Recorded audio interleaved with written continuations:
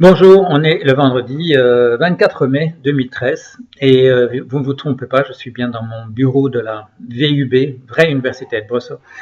Pourquoi? Parce qu'on va discuter tout à l'heure de la manière d'organiser l'année prochaine. On va tirer les leçons de la manière dont ça a très bien marché l'année dernière et on va mettre sur pied l'année qui vient.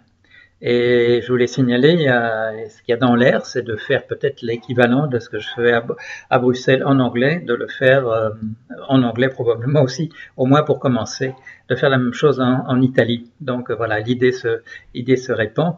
Là aussi, on va essayer de mettre sur pied quelque chose du même type. Alors si ça pouvait s'aimer, si cette réflexion sur la finance au service de la communauté, plutôt que simplement mettre un vernis éthique à la surface de la finance, parce que ça suffit pas. Manifestement, ça suffirait pas. Ce serait une bonne idée si ce type d'approche se généralisait. Alors, si vous êtes bruxellois, et je vais ajouter quelque chose. Demain, on se réunit au Vicomte à partir de 17h30. Et puis, voilà. On attendra que Philippe nous mette dehors. Et j'allais dire si vous habitez Bruxelles, mais c'est pas vrai parce que je sais qu'il y a un certain nombre de personnes là qui viennent de Paris, voilà, qui viennent de Paris spécialement pour se joindre à nous, ce qui est une excellente chose. Alors si vous regardez le blog, et je ne parle pas des innovations du type du fait que vous pouvez maintenant trimballer ça facilement sur votre tablette et sur vos téléphones portables, mais vous avez dû constater qu'il y a une évolution qui se fait. D'abord, on a séparé les commentaires. Les commentaires, on les gère sur la page Les débats, quand on peut, c'est-à-dire sur des petites plages, des plages de quelques heures. Mais quand vous voyez que, pour les rencontres récentes, on obtient facilement entre 150 et 200 commentaires sur 2 heures, c'est-à-dire plus que 2 à la minute, parfois plus que 2 à la minute. Vous vous rendez compte, vous avez compris pourquoi on ne peut pas faire ça comme on le faisait avant, parce que on dépassait les 500 commentaires et on n'a simplement pas.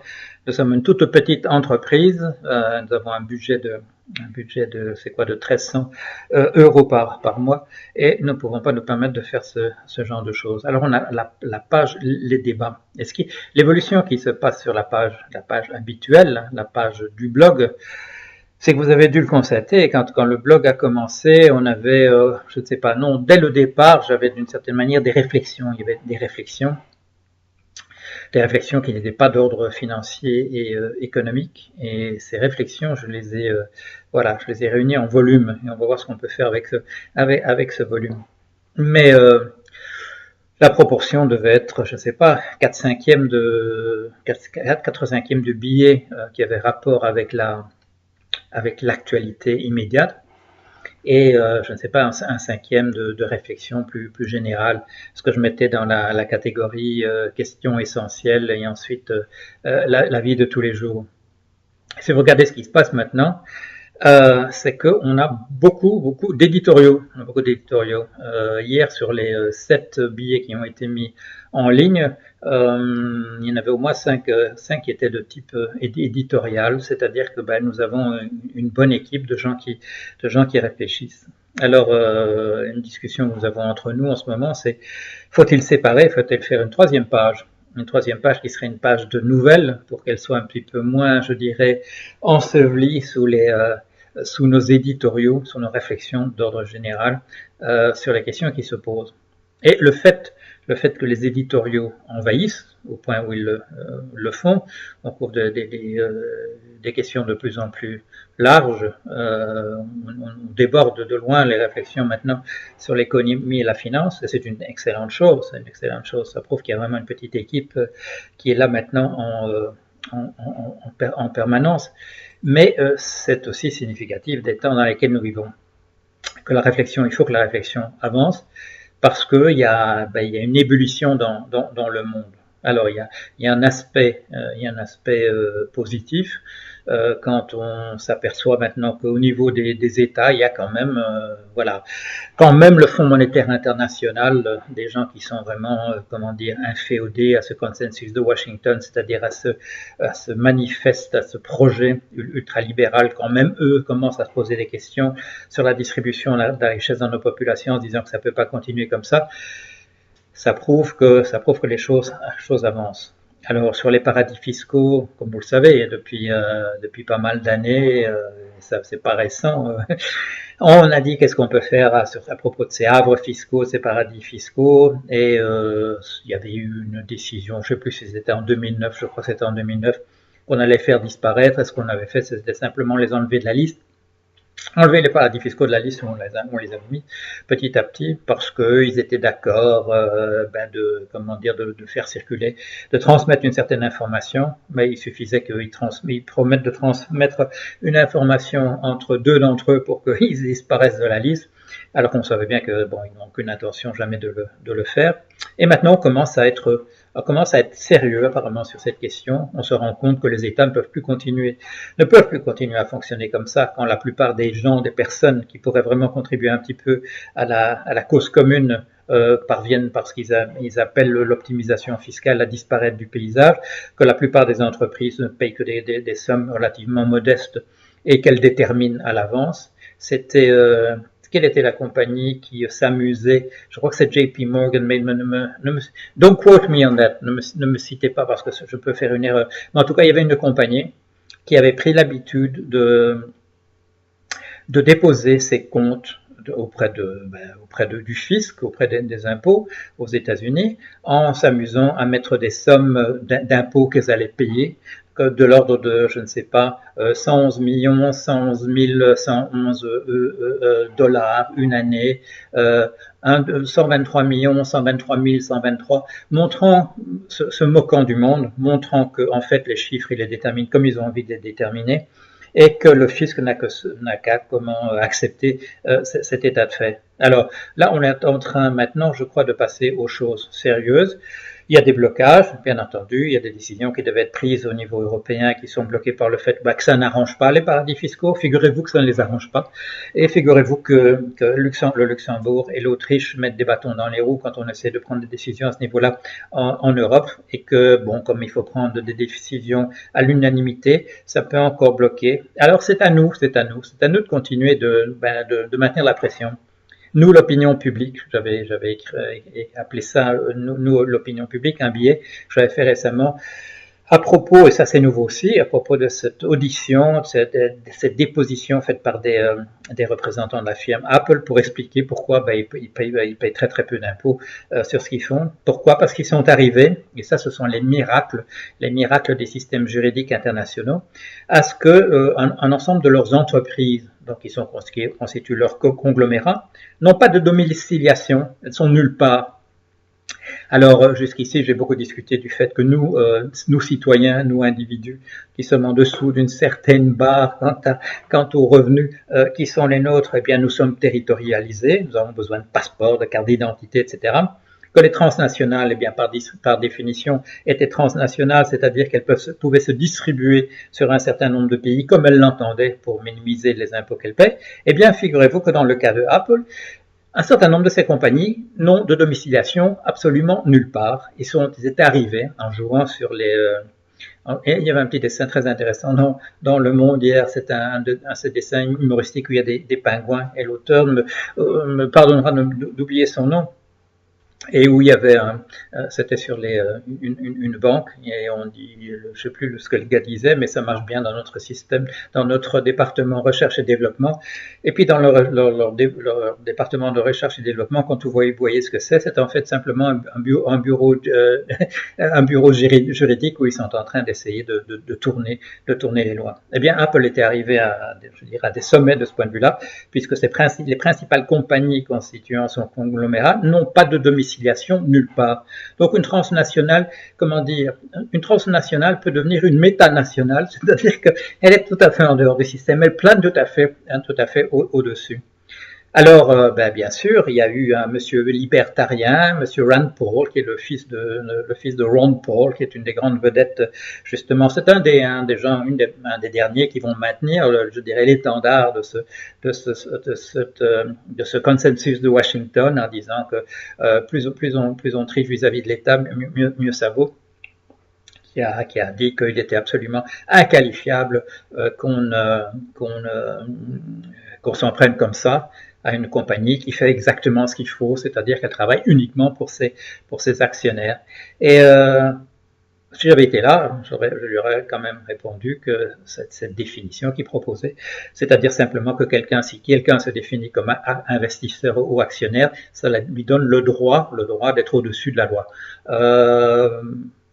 J'en parle dans mon cours, c'est ce que j'appelle l'extraterritorialité revendiquée du système financier par rapport à l'éthique. C'est cette prétention qui a été acceptée,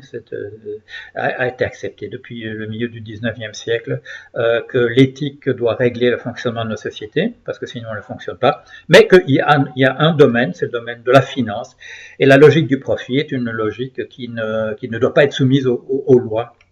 Comme dit Monsieur Comte-Spoville, elle est en dehors de ce système-là. Elle n'est pas immorale, elle est amorale. La finance a une prétention à ne pas dépendre du niveau de l'éthique.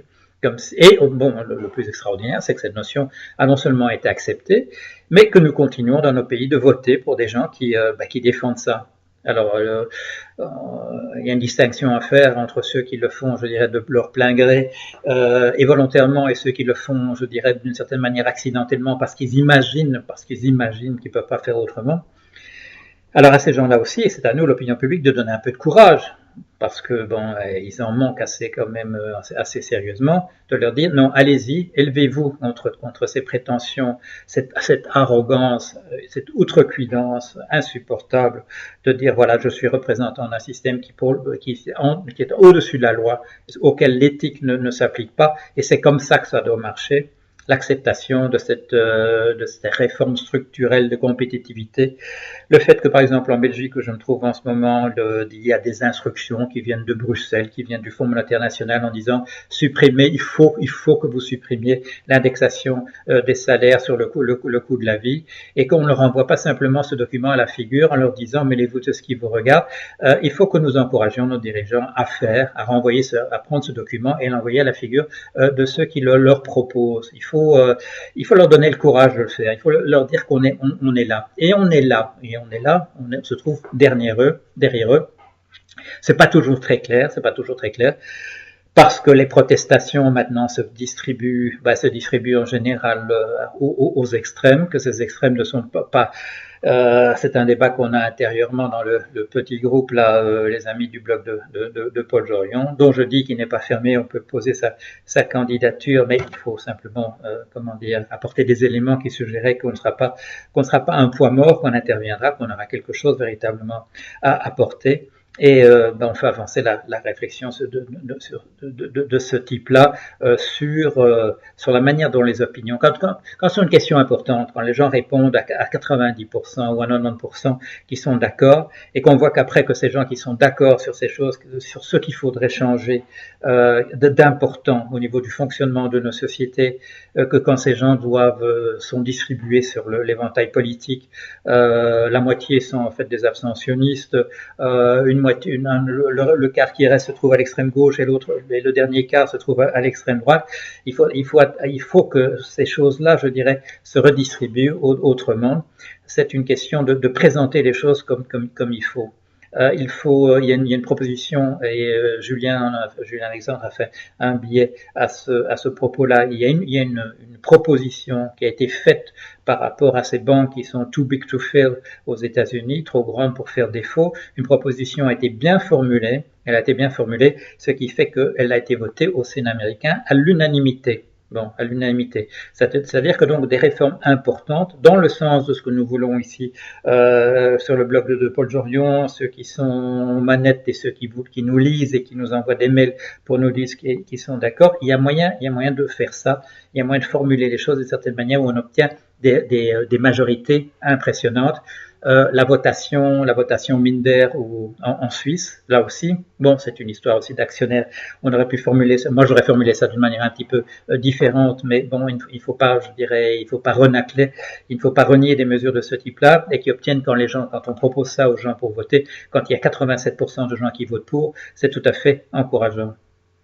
Alors, on entre dans une période assez chaotique. Ce n'est pas simplement l'intérieur de nos pays, c'est aussi les relations très ambiguës, très ambivalentes, très curieuses, très inquiétantes de la manière dont nous traitons le monde qui est en dehors du nôtre et dans la manière du coup dont ce monde réagit à la manière dont nous nous conduisons vis-à-vis d'eux. Alors il faudrait réfléchir un petit peu plus à cela. Je pense bien entendu, je pense à la Syrie en ce moment, je pense à cet attentat qu'on appelle terroriste, mais une discussion a vraiment lieu à ce sujet, est-ce qu'il faudra appeler ça terroriste ou appeler ça autrement? Si on l'appelle autrement, on est obligé de regarder les choses aussi autrement, de la manière dont des populations commencent à se dresser les unes contre les autres. Et j'ai fait un petit billet récemment sur le fait qu'on se retrouve par exemple à la Syrie avec une configuration tout à fait curieuse où un certain nombre de pays européens sont là à soutenir le clan sunnite